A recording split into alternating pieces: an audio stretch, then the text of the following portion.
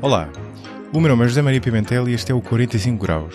Neste episódio continuamos a falar de política e, para quem gostar menos do assunto, não temam, porque os episódios não vão ser todos seguidos. E desta vez o convidado é Mário Amorim Lopes, docente universitário e investigador na área da economia e políticas da saúde, e alguém que se descreve de forma provocadora como, e cito, despoderadamente liberal. O Mário tem sido uma presença ativa na discussão pública nos últimos anos, seja no blog Insurgente, no Twitter ou ainda através dos ensaios sobre temas na área da saúde que tem escrito no Observador. Uma vez que nos identificamos ambos enquanto liberais, eu porventura um pouco mais pudoradamente do que o Mário, e talvez, quem sabe, por eu ser um tudo ou nada do contra, tentei puxar mais por temas em que previa que fôssemos discordar. E resultou por isso numa conversa desafiante, embora na verdade até tenhamos discordado menos do que pensei inicialmente, o que mostra bem como não se deve reduzir as pessoas a rótulos. Entre os temas em que estivemos alinhados, destaco um que o Mário trouxe à conversa, o papel que os privados podem ter em áreas como a saúde ou o ensino, e que não tem que ser, à partida, incompatível com um sistema de acesso universal como o que nós temos. Falámos também de outros assuntos que extravasam o âmbito de Portugal, como o aumento da concentração de riqueza nas últimas décadas em países como os Estados Unidos e o aumento do poder de mercado de alguns gigantes tecnológicos. São temas que me parecem que devem suscitar, no mínimo, dúvidas entre quem se revê no liberalismo, visto que poder económico, seja ele de indivíduos ou de empresas, facilmente se converte em poder político. Discutimos ainda uma crítica que faça uma parte relevante da direita liberal em Portugal, que em muitos casos, parece-me, que fala muito em meritocracia, mas na prática parece dar pouca atenção a tentar diminuir a desigualdade de oportunidades que ainda persiste e é grande entre as pessoas. Terminámos a discutir o que me parece ser um dos grandes desafios atuais para qualquer progressista liberal, que é como fazer oposição às agendas políticas que vêm a reboque da expansão da política identitária e das tentativas de condicionamento do discurso, sem deixar de ao mesmo tempo reconhecer que existem inegavelmente problemas urgentes de injustiça social subjacentes e que, pelo menos na minha opinião, não se vão resolver sozinhos. No total da conversa acabámos por percorrer uma série de temas, uns mais sociais, outros mais económicos. Podem encontrar a lista completa dos temas que abordámos na descrição deste episódio. Uma última nota mais técnica para a qualidade do som, que não é a melhor, visto que a conversa foi gravada remotamente, mas acho que não incomoda excessivamente. E agora deixo-vos com Mário Amorim Lopes. Mário, muito bem-vindo ao 45 Graus. Obrigado. Como de costume nesta série política, vou-te pedir que comeces por explicar a tua orientação política, o teu posicionamento. Pode incluir explicar-me de onde é que ele vem, em que é que assenta e o que é que isso implica. Portanto, está à vontade, leva o tempo que quiseres e depois seguimos a partir daí. Eu sou liberal, sou um liberal clássico, mas na verdade não nasci liberal clássico. Eu diria até que aos 16 anos, em que não tinha um pensamento político minimamente estruturado, eu acabava por ser aquilo que hoje em dia as pessoas chamam de social-democrata. Portanto, é uma coisa que não se percebe bem o que é de centro. Ora tenho um posicionamento um bocadinho mais à esquerda, ora tenho um posicionamento um bocadinho mais à direita, mas não tenho ali uma base política sólida e estruturada. Aquilo que nós chamaríamos de ideologia. Portanto, estava de acordo com muitas coisas que o PS, o PSD estão de acordo hoje em dia, ou até o CDS, coisas como os progressivos, uma série de posições que são comuns em ambos os partidos.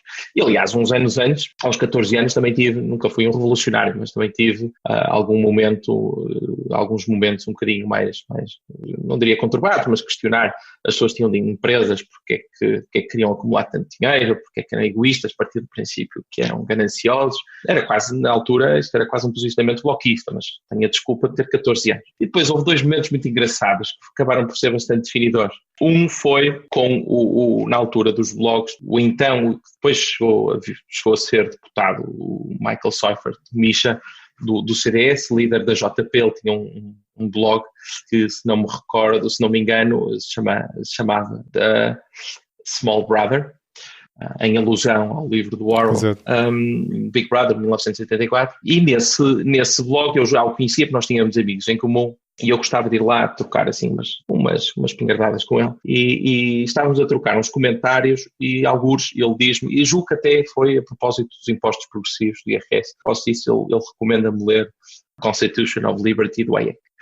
E eu, confesso, muito presunçoso, pensei assim, bom, vou ler isto, vou tentar encontrar aqui alguma incongruência e depois venho aqui responder mais tarde. E até hoje, porque de facto não houve assim nenhuma incongruência, pelo contrário, foi um livro que me fez pensar e fez-me ver uma área política de uma perspectiva que não conhecia, não é? Comecei um bocadinho a estruturar o meu pensamento político. E depois, mais ou menos pela mesma altura, quando tinha uma empresa, tinha um designer que trabalhava connosco que me recomendou, estávamos a falar de uma pessoa em comum que conhecíamos, e ele recomendou-me, porque essa pessoa lhe tinha recomendado a ele tinha gostado muito, ele recomendou-me ler um livro que esse sim, talvez tenha sido ainda mais definidor, principalmente no momento em que o li, que foi o Atlas Shrugged da Ayn Rand.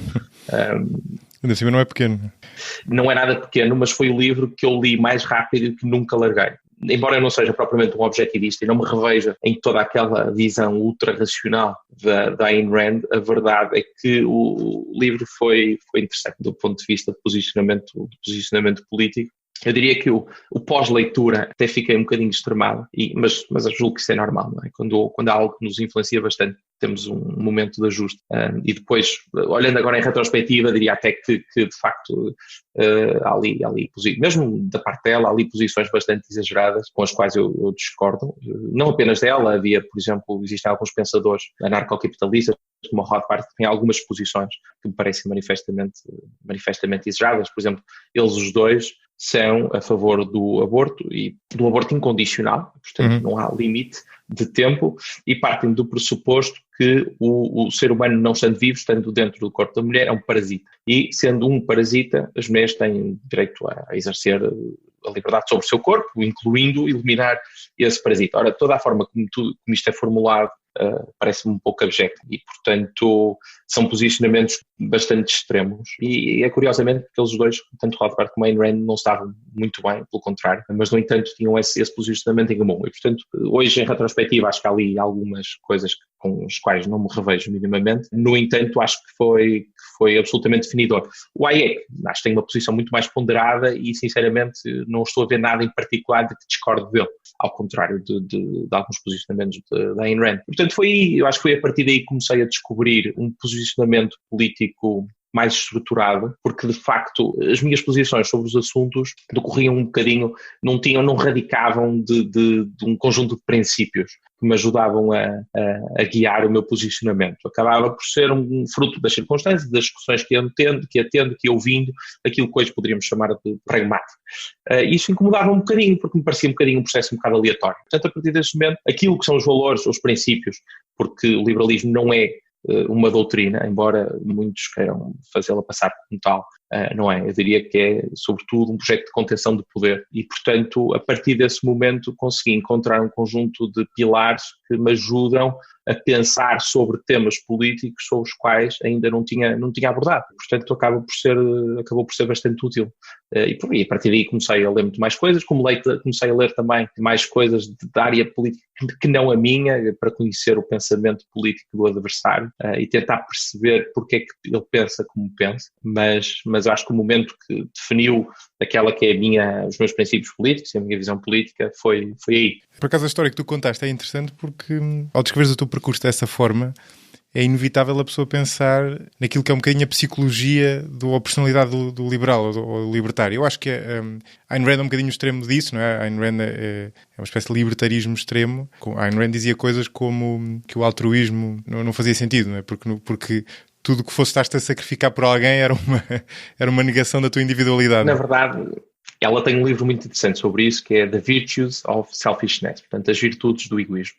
E ela faz lá um paralelo muito interessante. E quando pensamos nisto em perspectiva, ela se calhar não estava assim tão errada quanto a isso. O que ela dizia, pegando, por exemplo, no exemplo da Madre Teresa de Calcutá, a dedicação que ela tinha, que nós vendo de fora, podemos dizer que é sem dúvida altruísmo, porque dedicou a sua vida a ajudar terceiros. Mas a Madre Teresa de Calcutá, efetivamente, estava a fazer aquilo que a satisfazia, que era ajudar terceiros. E, portanto, do ponto de vista pessoal ou individual, era uma atitude bastante egoísta. Ela fazia aquilo que gostava, que lhe dava satisfação. Acresce que era uma atitude honrada que ajudava terceiros e, portanto, quem vê de fora parece que é altruísmo. E, portanto, a perspectiva a forma como ela fala do egoísmo é muito nesta perspectiva. É na perspectiva em que o egoísmo não é necessariamente causar dano em terceiros. Aliás, esse é um dos limites justamente do liberalismo, não é? A nossa liberdade, a liberdade tem uma outra face que é a responsabilidade individual e, portanto, a nossa liberdade esgota-se na nossa esfera. Não vamos tentar impor em terceiros aquilo que são as nossas convicções. E, portanto, essa perspectiva sobre o egoísmo que ela dá é interessante, não é? E de facto faz pensar, será que Madre Teresa de Calcutá era de facto egoísta porque era aquilo que lhe dava satisfação, era aquilo que lhe dava prazer, era aquilo que a deixava feliz, ajudar terceiros? Sim, estava a ser egoísta porque ela estava a fazer aquilo que lhe dava prazer, contudo era um ato altruísta. Na verdade, isso vai muito ao encontro de uma coisa que eu já pensei várias vezes, que é o facto de que existem muito poucos atos verdadeiramente altruístas, no sentido em que tu estejas a fazer uma coisa a contragosto apenas para fazer bem a alguém, não é? A maior parte dos atos chamados altruístas que nós fazemos são porque nós gostamos de o fazer ou gostamos da pessoa que o vai receber, não é? Desse ponto de vista não são verdadeiramente altruístas. Por outro lado, como esta relação é dinâmica, não é? E tu tens uma espécie de feedback loop, o facto de tu encorajares atos altruístas faz com que a esfera de atos que nos dão prazer ou que nós gostamos de fazer, ela própria se vá alargando, não é? Portanto, tem esse efeito social positivo que se calhar ela não estava a considerar. Não sei porque eu não conheço o original disso. Voltando à psicologia, à personalidade do liberal, acho que é uma coisa interessante, e há um tipo de quem eu já falei aqui no podcast, que é o Jonathan Haidt, que é um psicólogo moral e social e tem vários livros interessantes, e um deles que eu já falei aqui, que é o The Righteous Mind, portanto seria a mente íntegra ou alguma coisa deste género, e que estuda basicamente a moral sob vários pontos de vista, mas um deles é tentar perceber os diferentes valores dos diferentes posicionamentos políticos, ou seja, de pessoas com posicionamentos políticos diferentes, o que mostra que muito, mas não tudo, do nosso desacordo resulta de termos valores diferentes. E o que é interessante ou uma das coisas interessantes daquele trabalho é que ele estuda não só, que ela é na realidade americana, para variar, e ele estuda não só os conservadores, ou seja, as pessoas que tendencialmente votarão no Partido Republicano, como os progressistas, ou seja, aqueles que votarão tendencialmente no Partido Democrata, mas também os libertários naquele sentido, e portanto nós poderíamos dizer liberais no sentido lato, ou seja, abarcariam liberais clássicos e versões um bocadinho mais extremadas para o libertário. E isso é muito interessante, porque o que ele mostra que há uma diferença, por exemplo, de conservadores e progressistas, na medida em que os progressistas focam muito a justiça no sentido de equidade, por exemplo, e a questão do que ele chama care, portanto o cuidado. É uma coisa que nós vemos muito no PAN, por exemplo, não é? A história dos animais, ou até tratar um ambiente como se fosse um ser vivo, e portanto a empatia, se quiseres. E do lado dos conservadores existem também esses, mas depois existem outros valores que a esquerda basicamente não vê, e que têm que ver com a autoridade, com o sentimento de grupo e com dever perante o grupo, e até com questões que ele chama pureza, que estão muito na liberdade sexual e coisas do género. E há um outro valor que existe em ambos, progressistas e conservadores, mas não estou pronunciadamente assim, e que é o único do lado dos libertários, ou podríamos dizer do lado dos liberais, que está elevado. Para os outros 5 que eu referi, não é que os liberais não sejam sensíveis a isso, mas têm uma sensibilidade mais baixa do que os restantes. Mas há um valor, que é, não surpreendentemente, liberdade, não é? Que se chama liberty, nesse sentido, que é muito mais elevado nos liberais do que nos outros. E eu acho que é interessante fazer este exercício, e eu próprio achei interessante fazê-lo, porque eu tenho um bocadinho... eu defino o meu próprio também como liberal clássico, e sinto muito o apelo da liberdade naquele sentido negativo, e portanto no sentido em que é muito comum na filosofia liberal, e é interessante nós pensarmos, fazer esse exercício de autoanálise e pensar, ok, isto acontece assim porque eu tenho, no fundo é como se eu tivesse este interruptor especialmente sensível e muitas vezes mais sensível do que outras pessoas que me rodeiam, e ser estranho é essas dinâmicas, não é? Que no fundo tocam nessa questão da liberdade. Eu acho que sim, eu acho que de facto, pessoas diferentes, posicionamentos políticos acabam por ter diferentes valores. Os valores que emanam da Revolução Francesa, não? De 1789, liberdade, igualdade e fraternidade, em boa verdade, para alguém que esteja um bocadinho mais à esquerda, a tónica está muito mais na questão da igualdade, enquanto que alguém que seja mais liberal, e aqui não digo direita, porque dentro da direita também existe direita muito estatista, que está disposta a abdicar de liberdade se for para atingir os fins que acredita serem justos.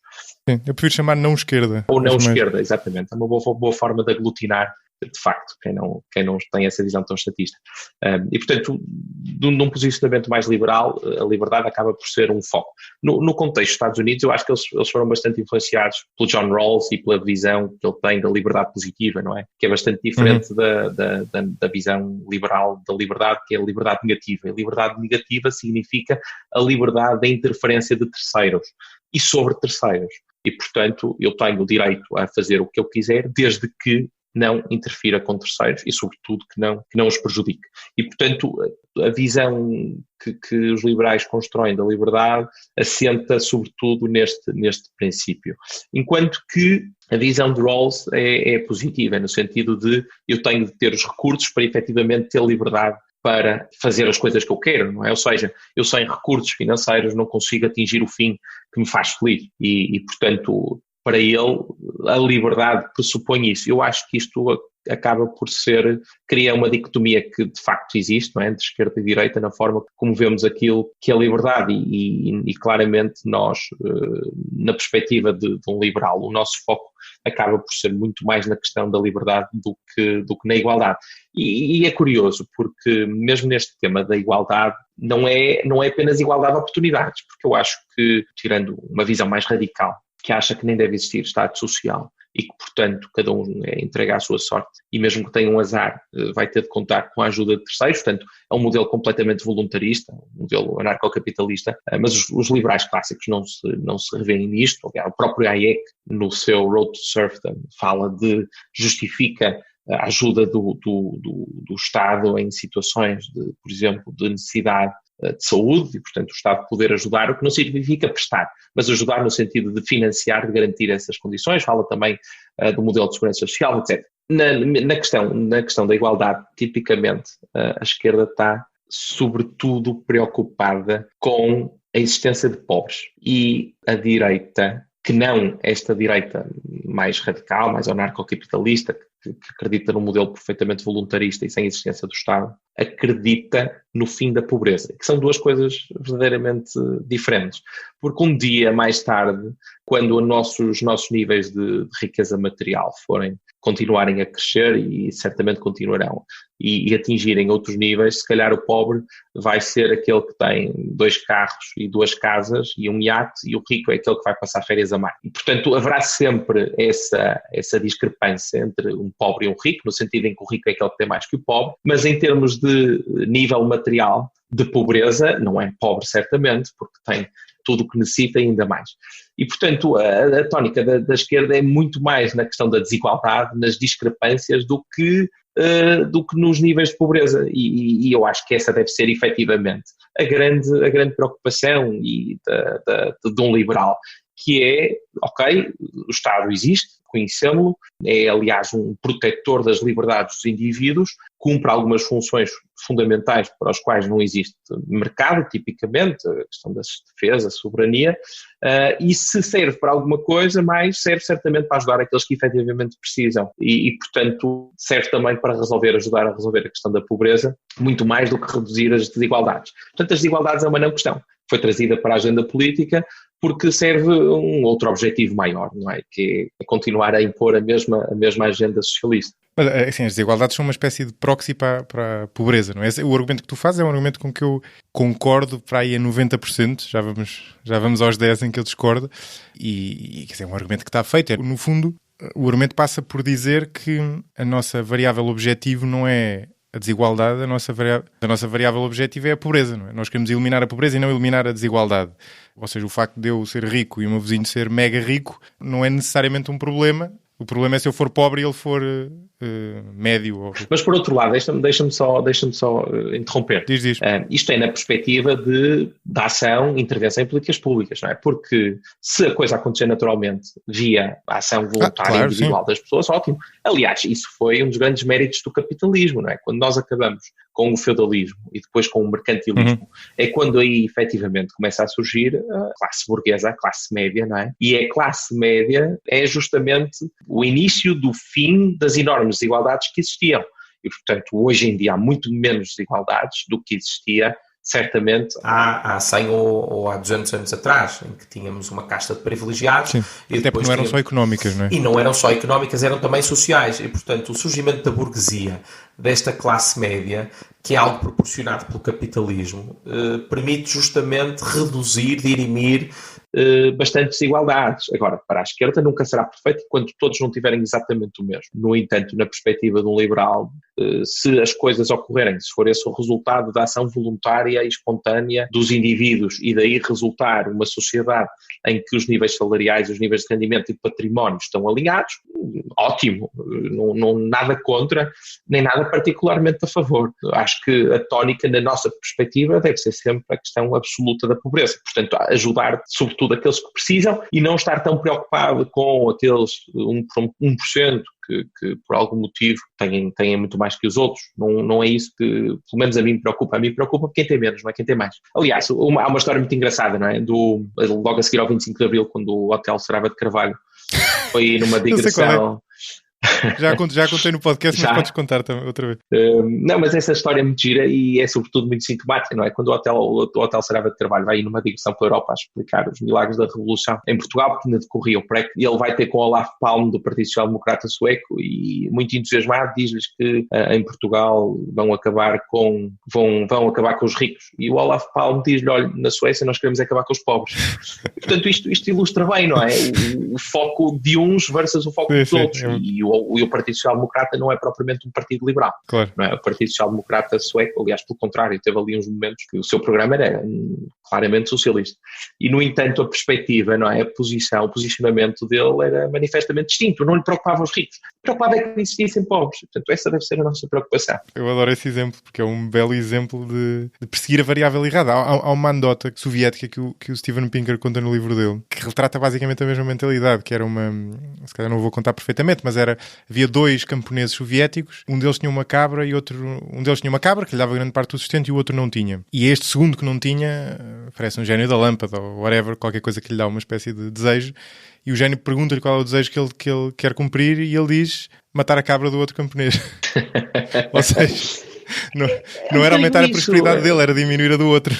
Objetivamente, eles não dirão que sim, eles não dirão o que nós queremos é que toda a gente seja pobre. A questão é, se por acaso for tudo nivelado por baixo, portanto estamos mais pobres, mas todos têm o mesmo, no fundo o objetivo está alcançado e, portanto... E nem é preciso ir tão longe. Eu acho que isso é uma caricatura que nem precisa de ser verdade. Basta o facto de tu não ganhares acabar com os ricos, para citar o hotel, não faz nada. Claramente que não. Principalmente quando isso se tenta fazer, geralmente tem um impacto enorme depois em todo o processo produtivo e em todo o motor do crescimento económico. Portanto, não é apenas ir buscar aos ricos para distribuir pelos pobres. Geralmente pretende-se mais, não é?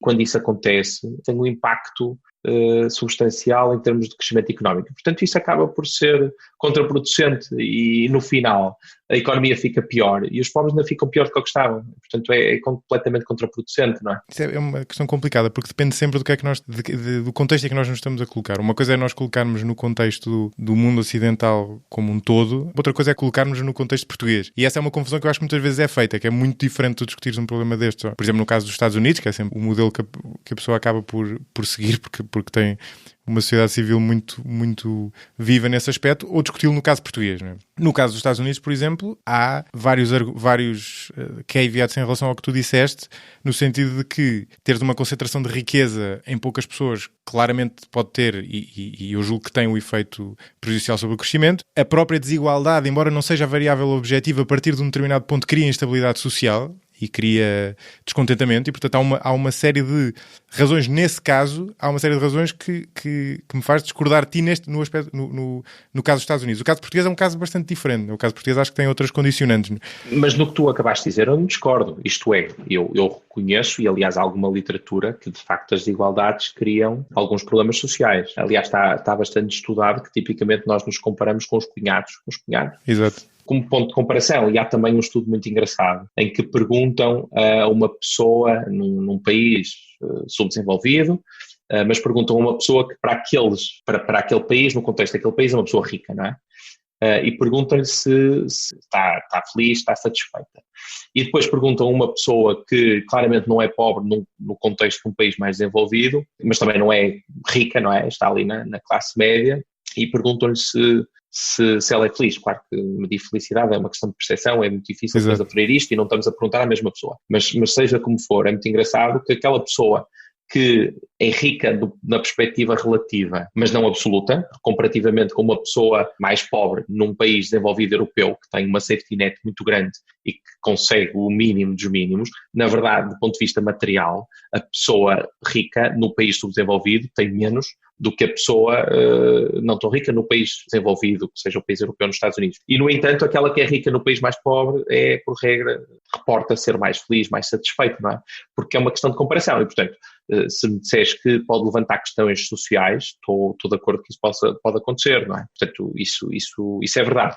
No entanto, a questão da concentração de riqueza nos Estados Unidos, eu acho que tem muito que ver com, não apenas com a globalização, mas também com a digitalização, porque hoje em dia uma empresa chega a qualquer lado do mundo e, portanto, temos casos de grandes empresas que precisam, de facto, de economias de escala e que a projeção mundial lhes dá essa possibilidade. Basta ver, por exemplo, uma banda de música há 100 anos atrás ou mais tocava quando muito na sua região e se tivesse sucesso seria no seu país. Portanto, não era comum vir uma banda alemã há 200 anos atrás, nem que fosse música clássica, tocar a Portugal. E hoje em dia nós temos bandas que imediatamente via Spotify têm exposição para todo o mundo, que fazem concertos em todo o mundo, que estão em tours por todo o mundo. E, portanto, mesmo aquilo que acaba por ser um serviço, acaba por circular por todo o mundo, e ainda mais com os bens. É o winner takes all, não é? Do winner takes all. Agora, também pode ser, e eu acho que isto é um ponto muito interessante, o Milton Friedman dizia que ele não era pro-business, ele era pro-free enterprise e, portanto... Eu cito essa frase muitas vezes, sim. Nós devemos pugnar por existir um mercado competitivo e, portanto, se me falares de empresas como Facebook e Google, que cada vez mais amassam mais concentração, mais poder, e que têm mais poder que alguns estados, não é? Google tem mais influência, tem mais soft e hard power do que Portugal, não é? E, portanto, são agentes de políticos com impacto. Se isso me preocupa, certamente sim, claramente que sim, não é? Existirem estruturas tão grandes com o poder e com a dimensão que têm, não é positivo para o mercado, no sentido em que diminui a sua concorrência e até certo ponto podem ser perigosas. Agora, como se resolve isto? Alguém de esquerda dir-te, bom, intervém-se no mercado e obriga-se as empresas a separarem-se, enfim, e se os Estados Unidos fez isso nos anos 70 com as elétricas e depois elas voltaram-se a juntar porque precisavam de economia de escala, porque o negócio não era rentável. E, portanto, mas já fez com sucesso no passado, não é? Com a Standard Oil, por exemplo. Sim, conseguiu fragmentá-la e foi-se manter. É assim, eu acho, provavelmente tu não concordas, mas eu acho que vai ter que haver alguma intervenção aí, embora tenha que ser uma intervenção com cuidado para não deitar para não deitar o bebé com a água do banho. Porque, sabes, o problema aí é que há um lado, obviamente que há um lado, sei lá, as bandas com maior sucesso, ou as tecnológicas que amassam uma grande parte do mercado, têm obviamente um lado de mérito para transportar essa analogia para aqui, ou seja, tem o lado delas prestarem um serviço melhor do que a concorrência. Mas há outra variável que não é mérito, que é um bocadinho aleatório, não é? E tu, num modelo completamente aleatório, de winner takes all, tu podias ter o Euromilhões é uma espécie de winner takes all, não é? Ou seja, tu tiras um número à sorte e aquela pessoa ganha tudo. E no mercado destes, quem tem a sorte do timing e de uma série de outras variáveis, acaba depois por estar numa posição em que, se não houver uma intervenção externa, essa posição não desaparece, não é? E tu aí pode ser uma série de problemas, e o exemplo da Era Dourada, não é? Da Standard Oil e outras empresas, é um exemplo que eu acho que tem um poder explicativo grande. Eu concordo contigo e quando vejo alguém de esquerda fazer essa recomendação, fico sempre com medo, não é? Porque me parece que por princípio não terá muita atenção ao bebê, não é? Mas parece-me, para continuar a analogia, que é preciso deitar a água do banho fora, não é? Ou seja, que é preciso resolver aqui o problema, não é? Eu estou de acordo. Preocupa-me de facto essa concentração. E precisa de intervenção do Estado, ou seja, é preciso o Estado intervir. A esse respeito, não sei, era preciso ver que intervenção. Não é? Estamos a falar de quê? Aí já tenho algumas dúvidas, porque no caso do Google não foi de todo uma questão de sorte, não é? O Sergey Brin e Larry Page estavam em Stanford a fazer o seu doutoramento, no contexto do seu doutoramento criaram o PageRank, aquilo foi completamente revolucionário no contexto então, não é? Os motores de pesquisa, o Alta Vista, para quem se recorda, para quem for bastante mais velho que nós, o Alta Vista, entre outros, eram umas coisas, e o próprio Yahoo, eram umas coisas assustadoras, aquilo era um diretório que tinha uns links e, portanto, aquilo era péssimo, e esse algoritmo PageRank, não é, que depois da origem ao Google, foi absolutamente revolucionário, e por isso é que ainda hoje é o standard na indústria, não é? E isto verifica-se em muitas outras indústrias. Ocorre que o produto que o Google oferece é, de facto, usado por todo o mundo. Enquanto que há indústrias que nem todos são consumidores, no caso do Google, Eu acho que, quer dizer, se não é todas, potencialmente todas. As que não usam é porque não têm computador, não têm possibilidade. Repara que isso é em si mesmo sorte, não é? É a sorte do timing. Eu não estou a tirar mérito, como imaginas, não é? Mas há uma sorte do timing. Aliás, o próprio Bill Gates teve a sorte do timing, não é? Claro. E de onde nasceram, quer dizer, nada daquilo e do sítio onde nasce, exatamente. Ter nascido em Águeda, não é? E, portanto, claramente que sim, eles nasceram ali onde estava na zona mais hot da tecnologia, onde estava lá dinheiro, venture capitalist para financiar o projeto. Estudaram na melhor universidade, numa das melhores universidades do mundo, Ivy League, Stanford, e portanto tudo isso tem muito impacto. Claro que sim, acho que concordo que teve uma dose de sorte. Agora, que tipo de intervenção é que deve ser feita, não sei, acho que é preciso muita cautela, porque senão há precedentes perigosos. Pelo menos. Quer dizer, eu não tenho uma postura completamente dogmática em relação a isso, em que o governo não toca em nada, não, claro que não, mas acho que um bom princípio, por regra, é deixar as coisas quietas, mínima intervenção, especialmente porque, e isto é uma coisa que curiosamente nunca é muito referido, mas está relativamente bem estudada em Welfare Economics. Acontece que às vezes a intervenção do governo é mais custosa que a falha de mercado. Tipicamente diz, os mercados falham, o mercado falhou e tal. Mas depois a intervenção é pior. Claro. Claro, a emenda é pior que o soneto. E, portanto, se é para ser assim, mais vale estar quieto, não se gastam recursos a tentar deixar uma coisa ainda pior do que ela estava. Sim. De acordo. Embora este não pareça ser um caso desses, mas em Portugal há... Não sei, imagina que, por exemplo, que a intervenção vai impactar substancialmente a qualidade dos resultados de pesquisa do Google e que isso afeta pessoas no dia-a-dia. Estamos a falar de milhões de pessoas e milhões que a intervenção pode ser mal feita, não há dúvida nenhuma. Claro, sim, eu acho que o Facebook provavelmente conseguiríamos viver sem ele de uma forma ou de outra. Impactaria mais uns do que outros, mas cada vez mais porque cada vez há mais empresas a depender da publicidade. Não é? Sim, em algumas coisas certamente. Agora, no caso do Google, poderia ter um impacto muito grande. Eles criaram ali um ecossistema que muitas empresas são dependentes desse ecossistema. E, portanto, não sei, mas reconheço que é um problema Facebook ter Instagram, WhatsApp, mais o Messenger deles, não é? Todas as plataformas de comunicação, ou seja, quase tudo passar por lá, isso no limite pode ser problema, então eles têm ali um manancial de dados muito significativo e informação hoje em dia é poder e, portanto, quer dizer, eles podem mandar um governo abaixo, podem mandar um político abaixo, isto é preocupante, não é? Como resolver, sinceramente não sei. Não, exatamente isso, aliás, leva-nos até para, de novo, àquela frase do Friedman que tu citavas, o liberal à partida é tão avesso ao poder do Estado como ao poder de uma grande empresa, não é? Ou seja, ambos são... Ambas são formas de... Embora muitas vezes manifestem mais o primeiro do que o segundo, que eu acho que é um problema na prática. E o próprio Friedman tinha esse problema de uma forma que ele justificava de uma forma que nem me parecia ser muito coerente. Mas em tese, pelo menos, ambos, quer dizer, são duas formas diferentes do mesmo mal, não é? De coartar a liberdade individual. Mas, entretanto, isto levou-nos... Nós estávamos a falar de desigualdade e acabámos por... Estávamos a falar implicitamente de Estado Social e acabamos por herdar a intervenção do Estado como regulador ou até interveniente mais forte do que isso. Que é um tema interessante, mas eu queria voltar ao que nós estávamos a falar há bocadinho.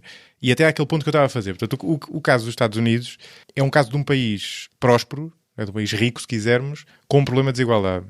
Que é diferente do nosso caso, não é? Que é um caso de um país pobre, em termos relativos, não é? Bem entendido, não é? País pobre para a zona geográfica e cultural em que está inserida, que também tem um problema de desigualdade. E o que é curioso, eu depois de pensar sobre o assunto e até ter gravado a ronda anterior destas conversas sobre política, acabei por perceber, até porque como falei com pessoas com preferências muito diferentes, percebi que na prática o que acontece no caso português é que tu chegando, quer dizer, amanhecendo politicamente num país como Portugal, tens duas hipóteses. E ambas são parcialmente verdade, não é? E tu já aludiste a isso há bocadinho. Ou tu olhas para Portugal como um problema de subdesenvolvimento face aos países que te servem implicitamente de modelo, mal ou bem, e muitas vezes eles até nos servem demasiado como modelo, e portanto são países que são mais prósperos, com uma sociedade mais equilibrada, com maior rendimento, com maiores posses materiais, e portanto e no fundo é isso que falta a Portugal, e essa é muito a minha tese, e acho que também é muito a tua tese, e aqui já nem estamos sequer só no plano da liberdade, estamos no plano da prosperidade, ou olhas para Portugal como um país historicamente desigual, de privilégio, em que as pessoas têm o seu destino muito mais marcado pelo privilégio ligado ao dinheiro que têm, ao estatuto social com que nascem, ao meio em que nascem, à educação que têm, e daqui podíamos partir para o sexo da pessoa, a etnia, uma série de outras coisas. E isto são duas maneiras que em termos de plano de ação, dão respostas radicalmente diferentes, mas são complementares e são duas maneiras possíveis de fazer o diagnóstico da mesma realidade. E é difícil de desatar este nó, não é? Eu alinho mais pelo primeiro, acho que o primeiro, como diagnóstico que informa uma estratégia de longo prazo, me parece mais viável, mas percebo perfeitamente que alguém faça o segundo diagnóstico, não é? E o segundo diagnóstico dá-te respostas completamente diferentes. Só para ver se percebi bem. Nos Estados Unidos, de facto, existe mais ascensão social, não é? Ascensão e também queda social. Sim, ou existia historicamente, hoje em dia, pelo menos... Ainda, não é? O top de empresas do Forbes 500 em 80, neste momento não há nenhuma empresa lá. Portanto, nenhuma se manteve. Não, mas as empresas sim, mas em termos individuais, ou seja... Porque as tecnológicas, entretanto, assumiram um pódio, não é? E, portanto... Quer dizer, existe bastante mobilidade, tanto em quem detém o capital, como nas próprias pessoas, nas diferentes classes sociais, não é? O sonho americano possibilita, enquanto que em Portugal está estudado que é preciso 5 ou 6 gerações para conseguir dar um salto significativo. Agora, eu acho que isso não é um fado. Isto é, tem sido o nosso fado, não é? O facto, o nosso fado tem sido um pouco esse, mas não tem de ser necessariamente assim. Isto é, Portugal não está condenado... Não é uma fatalidade, não estamos condenados a estar na cauda da Europa, a sermos ultrapassados por todos. Eu acho que há aqui questões culturais que não ajudam, não é? Um livro que eu achei muito interessante, eu acho que não explica tudo, o R² há de estar abaixo de 50%, mas eu acho que explica uma componente muito importante, que é o livro do Max Weber, da ética protestante e o espírito do capitalismo, não é? E a visão protestante é muito no pain, no gain, não, meu amigo, não trabalhas, não chegas ao céu. Sim, e, portanto, deixa-te lamúrias e se Deus quiser, vai mais é trabalhar. E isto cria uma ética de trabalho muito, muito forte e muito rigorosa. E eu acho que isso não é por acaso que os países protestantes na Europa são todos, na Europa e não só, os Estados Unidos também é maioritariamente protestante, são mais ricos que a maior parte dos países católicos do Sul. Eu acho que tem um pouco a ver com isso, não é? Tem a ver com a cultura religiosa, independentemente da pessoa ser religiosa ou não é? Quer dizer, uma pessoa, muitos não são, eu não sou, e no entanto todos nós fomos influenciados por a matriz judaico-cristã dos valores ocidentais. Isso faz-te querer isso faz-te querer tendencialmente um Estado social menor, ou seja, tu achares que tens isso está muito ligado àquela questão da psicologia do locus de controle, ou seja, tu achares que influencias o teu destino, não é? Paradoxalmente, porque o protestantismo até acredita, pelo menos parte dele, que o destino já está traçado, não é? A ser sentido. Sim, certamente que nós influenciamos, não acredito num determinismo histórico, certamente. E, portanto, nós não, do ponto de vista religioso, quero dizer. Sim, claro. Nós influenciamos o nosso destino e, aliás, nós conversamos sobre isto antes, uma das frases que eu acho fabulosas, porque é uma súmula em meia dúzia de palavras daquilo que nós, daquilo que nós acabamos de ser, não é? Do filósofo espanhol, do Ortega y Gasset, em que ele diz: eu sou eu e as minhas circunstâncias. E, portanto, nós também somos o conjunto das circunstâncias, e qualquer um de nós tivesse nascido noutro país, certamente que estaria exposto a outras condições e seria uma outra pessoa. Dito isto, eu acho que a questão do Estado Social, e pegando aqui num exemplo mais concreto que eu acho que ajuda, no caso de Portugal, por exemplo, o Estado Social o Estado tem aqui, cumpre várias funções, cumpre a função reguladora, cumpre a função financiadora e cumpre a função prestadora. Em muitos países da Europa, por exemplo, na saúde, aliás, diria até na maior parte dos países da Europa, a prestação dos cuidados de saúde é privada, mesmo aquela que é garantida pelo Estado. Existe um seguro social de saúde e, portanto, as pessoas têm a seguro social de saúde, se não puderem pagar por ele, se estão desempregadas, o Estado garante a seguro social de saúde e depois a pessoa escolhe onde vai. Há uns tempos atrás, lembro-me de estar a falar com um alemão e ele estava-me a contar, tinha conhecido uma conferência, ele estava-me a contar que tinha ido ao hospital e como a área da saúde é a minha área de investigação e de trabalho, eu por acaso perguntei-lhe se ele se recordava se tinha ido a um hospital público ou privado. E ele fica a olhar para mim e diz, não me lembro. Não sabia. Portanto, para ele é uma questão completamente acessória se a prestação é pública, se a prestação é privada. No entanto, isto aqui é um motivo de grande discussão em Portugal, que há um fim-capé grande que que a prestação tem de ser pública. E, portanto, essa é uma perspectiva de um Estado social que é menor, no sentido em que a prestação não é necessariamente garantida pelo Estado. O que acontece mas isso para mim não faz parte do Estado social. Pois, mas isso mas é justamente esse o ponto. Em França, 90% da prestação de cuidados de saúde é privada. Na Suíça, a mesma coisa. E, no entanto, as pessoas têm acesso aos cuidados de saúde, acesso universal, ninguém é deixado de fora. E, aliás, a França tem, e tanto a Suíça tem os melhores sistemas de saúde do mundo. E a Holanda, salvo erro, também tem um modelo de género, não é? Também a Holanda, a Alemanha, a Áustria, com seguro social, sim. E agora transpor o mesmo raciocínio para o caso da educação. A educação, há muitos países na Europa, por exemplo, o caso da Suécia, não é? Que é muitas vezes apontado pelos socialistas como um exemplo de um país socialista, e não é socialista, tem um Estado forte, tem um Estado social forte, mas na verdade, do ponto de vista económico, em termos de liberdades económicas, é muito mais liberal do que Portugal. Aliás, a The Economist tem um artigo muito interessante, já datado de 2013, em que diz que se o Milton Friedman fosse vivo, sentia-se muito mais em casa em Estocolmo do que em Washington, neste momento. Portanto, isso ilustra bem que de facto a Suécia não é todo um país socialista. Mas no caso da Suécia existem, por exemplo, cheques de ensino, quem diz no caso da Suécia diz também no Reino Unido. Existem charter schools, cheques de ensino e, portanto, existe prestação privada de serviço educativo. Portanto, o setor privado pode e deve ser chamado a prestar serviço público. Só por dogmatismo é que se poderá achar que, assim, por preconceito ideológico, é que se poderá excluir esta opção, e de facto é isso que acontece, não é? Quando nós temos, claramente, eu sei que esta conversa não era para falar de coisas em concreto, mas acho que são bons exemplos. No caso de Portugal, as PPPs em saúde, que de facto têm bons resultados em termos de qualidade e em termos de custo público comparado, também pouparam dinheiro ao Estado. E ninguém sabe se está a ir a um privado ou a um público, não é? E muitos não sabem, efetivamente, não é? Porque, de facto, vão via SNS, não pagam nada para além da taxa moderadora, na verdade, 60 e tal % das pessoas estão isentas, e, portanto, muito provavelmente nem sequer pagou taxa moderadora, e, portanto, nem se apercebe que o serviço está a ser prestado por uma empresa privada. Perante isto, e perante, aliás, PPPs que foram lançadas por um ex-ministro socialista, o Correia de Campos, embora tivessem sido, na verdade, todas gizadas e negociadas por o anterior ministro, que na verdade era do PSD, Luís Filipe Pereira. Mas seja como for, o Correia de Campos podia ter colocado aquilo na gaveta ou deixar aquilo na gaveta e não avançava com os PPPs. E fê-lo com bons resultados, portanto, temos evidência que mal não foi, ao contrário das PPPs rodoviárias. Portanto, perante isto, quando se diz que não pode ser, que tudo tem de ser público, isto é claramente um preconceito ideológico. E, portanto, o liberal aqui, eu sei que há liberais que sonham com uma solução utópica em que todo o ensino é privado ou toda a saúde é privada e, portanto, não há sequer qualquer interferência do Estado. Acho que isso aí não se coloca, tendo em conta principalmente qual é o nosso ponto de partida. O nosso ponto de partida é um sistema altamente estatizado. E, portanto, tudo aquilo que for um bocadinho menos estatizado do que é hoje, já é ótimo. Portanto, se nós conseguirmos ter um sistema de saúde que conta com o setor social, já conta em parte, porque há muitos hospitais que estão concessionados à Santa Casa e a PSS. Mas contar mais com o setor privado na prestação de cuidados de saúde, mantendo o modelo de acesso universal, não vamos excluir ninguém, porque não? Mesma coisa com a saúde. Se há uma boa escola que é privada e se essa escola funciona bem, para que manter uma escola pública? Porquê? Não é? Qual é o racional para o fazer? Não existe. Sobretudo exatamente. Não é pragmático, é apenas ideológico. Justamente. Há uma discussão, como é que eu dizer, muito mais técnica e muito mais pormenorizada a fazer em relação a isso.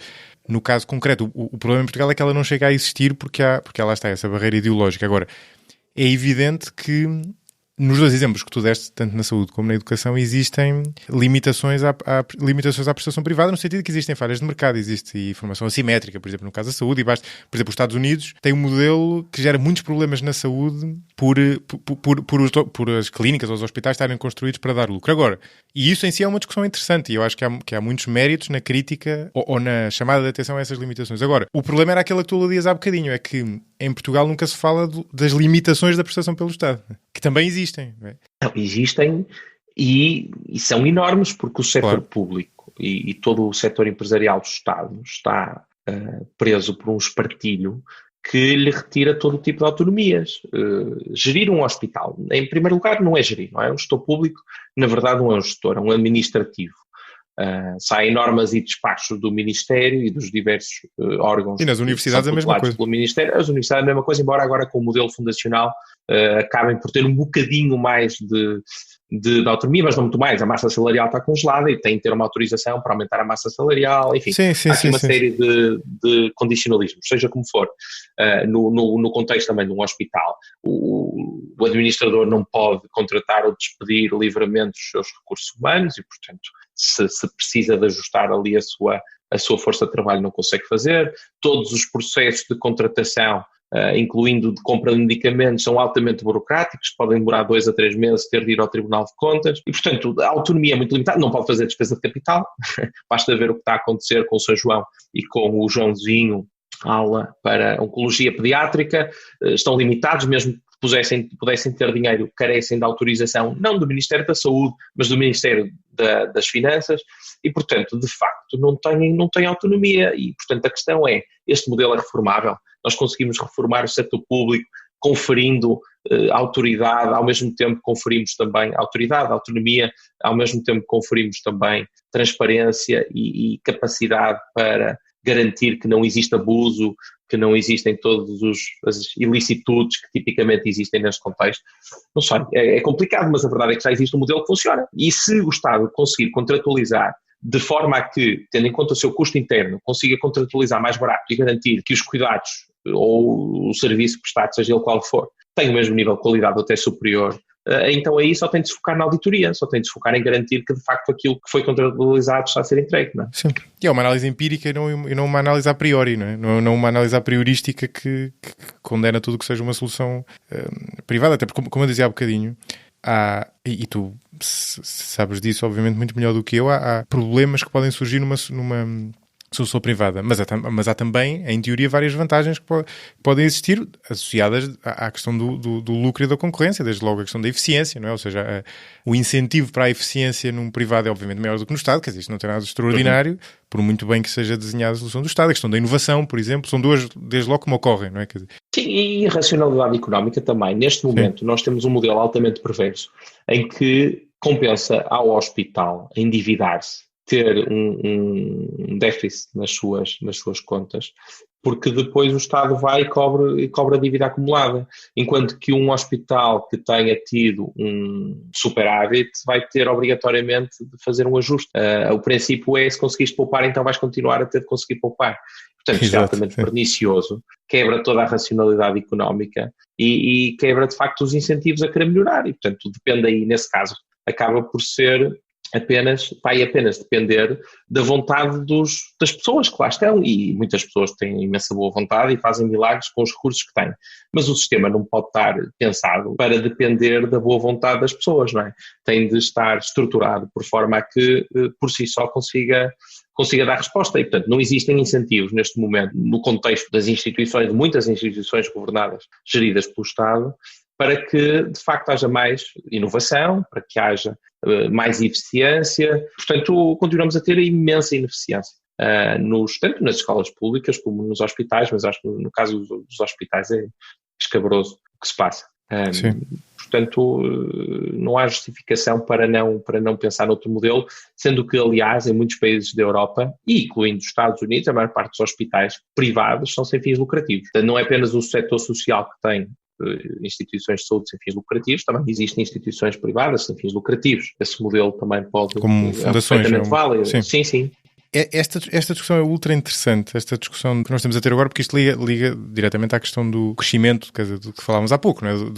Tudo isto tem implicações para o desenvolvimento do país, não é? Conseguiste ter uma economia mais eficiente e, portanto, que produz mais recursos e que aloca de maneira mais eficiente. O que eu acho que a limitação que eu vejo em Portugal é que nós estamos sempre num bocadinho num diálogo de surdos entre duas fações que não se cruzam, não é? E tu tens esta fação que faz este diagnóstico, com o qual eu concordo, de que há um diagnóstico mais geral, quer dizer, nós não podemos estar contentes com o nível ridiculamente baixo de crescimento e desenvolvimento que temos tido nas últimas décadas, como é óbvio, e depois a um nível mais micro, quais são as soluções para chegar aí. Agora, como eu te dizia há pouco, eu percebo o outro lado, percebo se calhar duas coisas. Percebo que nós temos um problema de desigualdade de oportunidades enorme, e não chega a falar sobre ele, ou seja, há claramente um problema enorme de desigualdade em Portugal. Perfeitamente de acordo aí. Mas tu tens de ter como é que eu ia dizer? O que a direita faz muito, e quando eu digo a direita, a ala liberal do PSD e o CDS fazem muito este discurso, mas como eleitor é fácil de perceber que é difícil confiar que isto ou por outra. O outro lado do discurso, o lado da igualdade de oportunidades, tem muito menos peso. E esse é essencial. Não é um discurso bonito sobre isso. É um facto de, em Portugal, de facto, é um argumento que tem um poder explicativo grande tu dizeres que há pouca meritocracia. É um argumento com poder explicativo grande. Ou seja, entre o aleatório que nós falámos há bocadinho, que é uma coisa que as pessoas esquecem sempre, mas tem um peso grande, e é uma das razões pelas quais o Estado Social deve existir, é por essa aleatoriedade. E aquilo que nós temos enquanto background económico, o meio social em que nascemos e tudo aquilo que falávamos há bocadinho, independentemente dos extremos identitaristas que são feitos em relação a questões como o sexo da pessoa ou a etnia, a verdade é que isso tem um peso grande. Ou seja, tu, se não resolveres este problema, adianta-te pouco resolver o outro, porque vais estar a criar uma injustiça na mesma. Estou totalmente de acordo que ainda existem grandes problemas sobre a questão da desigualdade de oportunidades e, na verdade, acho que o que nós temos aqui a falar está perfeitamente alinhado com isso. Repara, um exemplo prático. Quando uma criança nasce num bairro complicado, em que tipicamente as escolas da redondeza são também complicadas, as suas oportunidades para a vida estão severamente limitadas, porque a escola é má, os professores vão colocar baixa porque, enfim, é complicado dar aulas ali. Portanto, isto acontece com frequência, ou seja, estamos a limitar aquela criança porque teve o azar de nascer num bairro social mau. Alguém com recursos pega no dinheiro e põe o filho numa escola privada e resolve o seu problema, porque escolhe a escola. No entanto, quem nasceu naquele bairro está condenado. Porquê? Porquê que alguém que nasceu pobre há de estar condenado? Porquê é que não há de poder também ter a possibilidade de tentar ir para as melhores escolas e há de estar condicionado pela zona geográfica onde vive e onde os pais trabalham? E, portanto, tudo isto, de facto, isto acontece, não é? A mesma coisa com a saúde. Repara, neste momento, quem é que inevitavelmente tem de usar o Serviço Nacional de Saúde e ficar em listas de espera que às vezes chegam aos 4 anos em alguns hospitais? São as pessoas mais pobres. Quem tem dinheiro, das duas uma, ou é funcionário público e tem ADSE, portanto recorre ao setor privado, ou tem um seguro de saúde e recorre ao setor privado e, portanto, resolve o seu problema. Não está sujeito de facto, a estas limitações do Serviço Nacional de Saúde. E, portanto, no modelo que nós temos atualmente, ele cria, efetivamente, desigualdade de oportunidades. Porquê? Porque há pessoas que conseguem ter tratamentos e cuidados de saúde a tempo e horas, e depois há pessoas que não. E a mesma coisa com a educação. Há pessoas que conseguem ir para boas escolas, e há pessoas que estão limitadas às escolas mais da zona geográfica onde nasceram. E, portanto, de facto, concordo. Aliás, de esquerda e direita, eu diria que concordam em imensos temas. Concordam no diagnóstico de imensos temas. Não concordam na solução para esses problemas, não é? A solução da esquerda para isto é dizer, de uma forma um bocadinho utópica, bom, o que nós temos de fazer é investir mais no SNS, para garantir que as consultas demoram 4 anos, e que temos de investir mais nas escolas públicas, para garantir que todas as escolas são boas. É mandar mais dinheiro para cima. Isto é uma plena utopia, porque haverá sempre, seja no modelo privado, seja no modelo público, haverá sempre escolas boas e escolas más. O que não existe, certamente, no modelo público é a possibilidade de fechar e encerrar uma escola má. Enquanto que no modelo privado, o próprio mercado encarrega-se disso. Se as pessoas se não tiver estudantes, vai acabar inevitavelmente por falir. E, portanto, falta isto, confere bastante racionalidade económica e que, na verdade, ajuda a criar mais igualdade de oportunidades. Eu acho que em relação a este ponto, a maior parte dos liberais estarão de acordo quanto à questão do ponto de partida, que todos devemos partir do mesmo, que devemos dar condições para que todos possamos partir do mesmo ponto. Agora, onde cada um chega aí, claro, já vai depender de cada um, não é? Do esforço, do mérito, da sorte de cada um. Eu acho isso perfeitamente condizente com uma filosofia liberal, mas acho que concordas com o meu diagnóstico, e não estou a falar de ti, nem de mim, nem de ninguém em particular, mas é verdade que na prática, quer dizer, a sensibilidade social que nós vemos, que não seja a sensibilidade social na orla da social-democracia, que também abarca um bocado do PSD, mas está maioritariamente à esquerda. Ou seja, tu não vês... Faltam muitas medidas concretas que mostrem às pessoas que a intenção não é ter as escolas privadas para uma elite, por exemplo, mas sim... diz. Eu, por acaso, discordo. Eu acho que essa sensibilidade existe. Agora, se tu me disseres a forma como ela é comunicada é diferente, certamente, não é? Até porque o que acontece imediatamente a seguir é tentar, principalmente por parte da esquerda, não é? Isso é uma tática leninista bastante eficaz, é tentar diabolizar logo tanto a medida como a pessoa. E, certo, portanto, certo. fazer juízos de intenção sobre a pessoa. Um Funciona bem em Portugal. liberal quer que as grandes empresas sejam ricas, quer apoiar os ricos, está-se nas tintas para os pobres, e, portanto, o único garante para os pobres continuamos a ser nós, a esquerda, a direita não quer saber, só quer saber dos grandes interesses, o grande capital e tal. E este discurso repetido ad nauseum, a toda a hora, acaba por passar. E principalmente se do lado da direita houver inação quanto a isso. Se dissermos não é verdade, preocupa-nos justamente os pobres e sabemos bem que as nossas medidas, ao contrário das vossas, são muito mais eficazes justamente a reduzir a pobreza, porque enquanto que a esquerda é muito eficaz a redistribuir o bolo, a esquerda não sabe fazer crescer o bolo. E, portanto, nós, de facto, tendencialmente, eu julgo que as ideias que defendemos privilegiam muito mais o crescimento do bolo e, portanto, quando o bolo cresce há muito mais para distribuir. Certo, não, isso é completamente de acordo. Se nós não estabelecermos isso e não deixarmos isso bastante claro, eu acho que irá continuar a permanecer, a pairar no ar esta ideia de que a direita não gosta dos pobres, quer que toda a gente seja pobre e miserável e a esquerda quer proteger, mas acho inaceitável, não é? Essa é uma ideia feita absurda, enfim, que prevalece, concordo. Mas eu acho uma ideia em tese errada, mas na prática eu acho que essa carapuça infelizmente serve a muita gente, ou seja, há muita gente que se diz liberal, e aqui falamos sobretudo de liberalismo económico, e depois é mais para o business do que para o market, como falávamos há bocadinho, ou tem uma insensibilidade social gritante, ou está à procura de favores do Estado ou está, por exemplo, contente com o modelo do ensino que nós temos atual, que é, parece-me uma má síntese entre dois modelos opostos, não é? Porque às vezes há casos em que tens boas sínteses. O modelo nórdico, em que é uma economia de mercado com o Estado Social, parece uma boa síntese. É um modelo que gera crescimento e gera equidade. E é muito esse modelo que eu defendo, independentemente depois das particularidades. O ensino que nós temos em Portugal é uma má síntese, porque tu tens um ensino nominalmente público, né, e tendencialmente gratuito, e depois as boas escolas são privadas. Ou seja, tens o pior dos dois mundos.